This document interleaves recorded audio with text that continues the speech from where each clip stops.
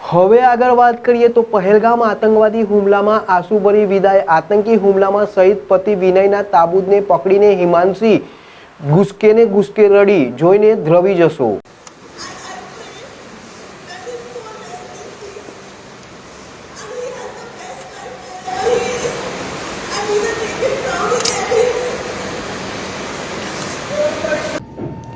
आंसू विदाय आतंकी हुमलाમાં શહીદ પતિ વિનયના તાબૂતને પકડીને હિમાંશી ધ્રુસકે રડી જોઈને દ્રવી જશો.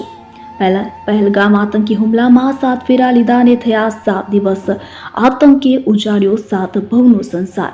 પહેલગામ આતંકવાદી હુમલામાં 26 લોકોના મોત તો ભારતીય નૌકાદળના લેફ્ટનન્ટ વિનયની પત્નીએ વિદાય આપી તો પત્ની તેમના પાર્થિવ શરીરને ગળે લગાવીને રડી પડી. પહેલગામ આતંકી હુમલામાં 26 લોકોના મોત બાદ દેશભરમાં શોકનો માહોલ છે. આ હુમલામાં તો પહેલગામ આતંકવાદી હુમલામાં 26 લોકોના મોત તો ભારતીય નૌકાદળના લેફ્ટનન્ટ વિનયની પત્નીએ વિદાય આપી અને પત્ની તેમના પાર્થિવ શરીરને ગળે લગાવીને રડી પડી.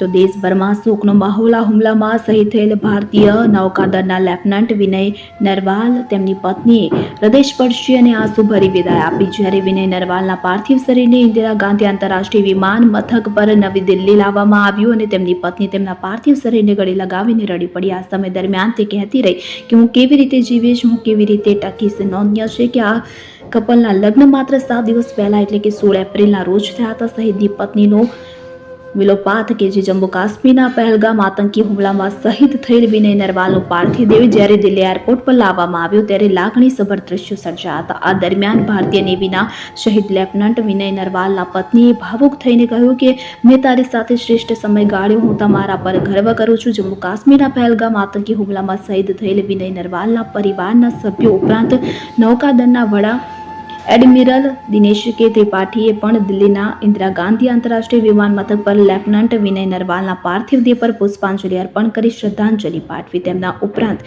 વાયુસેના પ્રમુખ અને દિલ્હીના મુખ્યમંત્રી રેખા ગુપ્તાએ પણ નરવાલને શ્રદ્ધાંજલિ આપી. લગ્નનું રિસેપ્શન 3 દિવસ પહેલા જ 19 એપ્રિલે હતું.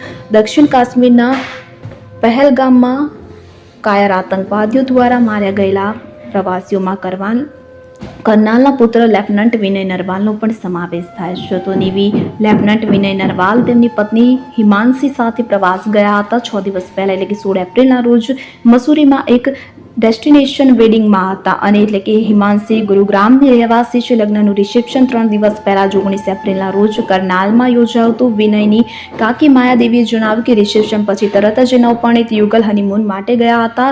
સેક્ટર 7માં આવેલ ઘર એટલે કે લગ્નની ખુશીઓથી ભરેલું હતું. મહેમાનો ચાલ્યા ગયા હતા. પરિવારમાં લગ્નની ચર્ચા ચાલી રહી હતી. ઘરે દાદા હવાસી પોલીસ વિભાગમાંથી નિવૃત્ત છે. પિતા રાજેશ સેન્ટ્રલ કસ્ટમ્સ વિભાગમાં છે. માતા આશા ગૃહિણી છે. દાદી બીરુદેવી પણ ગૃહિણી છે. બહેન સૃષ્ટિ વિનય કરતા નાની છે. 26 વર્ષનો વિનય લગ્ન માટે રજા પર આવ્યો હતો. કાકીએ જણાવ્યું કે પરિવારના સભ્યોને બપોરે સમાચાર મળ્યા કે પહેલગામમાં આતંકી હુમલો થયો છે.